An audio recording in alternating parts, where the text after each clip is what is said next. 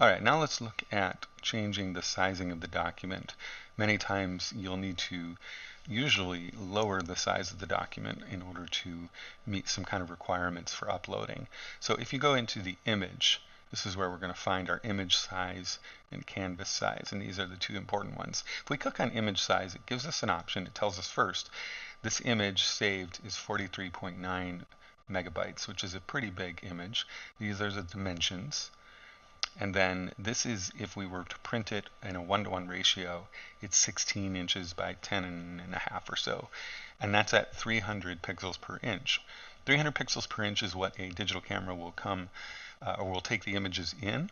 However, what's kind of interesting is all these digital screens can only actually produce a resolution of 72 pixels per inch.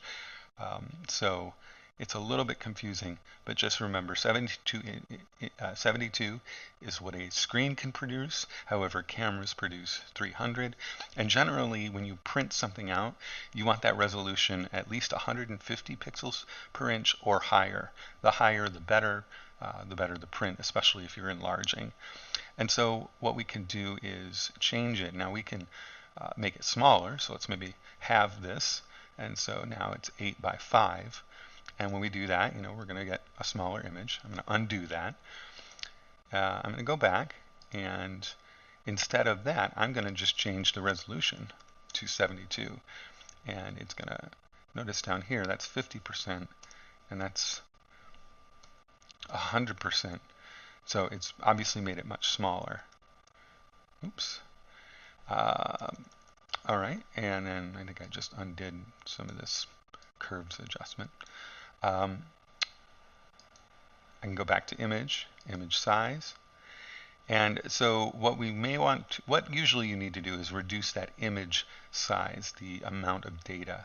And so it can be a combination of both. So if I change it to 5, notice it goes to 4.29 megabytes instead of 43. But let's change that back to 10. Oops, it wasn't 10, it was more than that, wasn't it? 16. So 16, it's 43. Now I'm going to change this to 72 and see what it says. 72 changes it to 2.53 megabytes. So changing the resolution does drop the size of it down quite a bit, but so does changing the actual width and height of it. My sense would be the best option is to try first changing the size of it.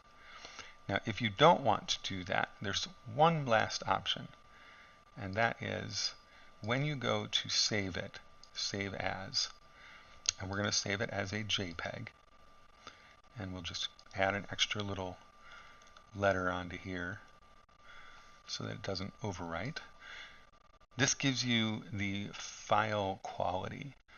And what I can tell you is that no one's really going to be able to see a great difference between 12, which is maximum, and 6. And in fact, you can even get away with a little bit lower.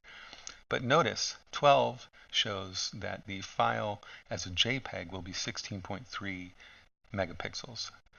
If I change it just down to 6, it goes to 2.8 megapixels. And in fact, 5, 2.3, 4, 2. So maybe that was our requirement, is it had to be 2 megapixels or lower.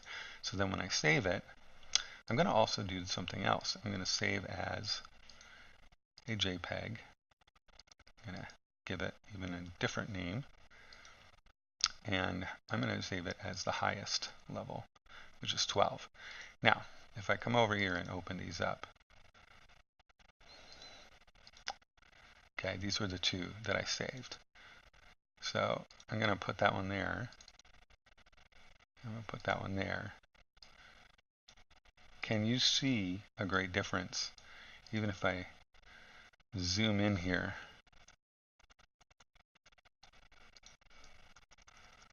Can you see a great difference between the two? No. That's the beauty of it, is that while, yes, technically this has far less data than this does, to the human eye, there's not much of a difference. And therefore, you can get away with, and I would advise, if you have to meet a sizing requirement, Do not change the image size or the resolution. Instead, just save the JPEG version as a smaller JPEG, right? By turning this quality down, and that way you can still have a very large photo that can print out very nicely. All right, and that's it.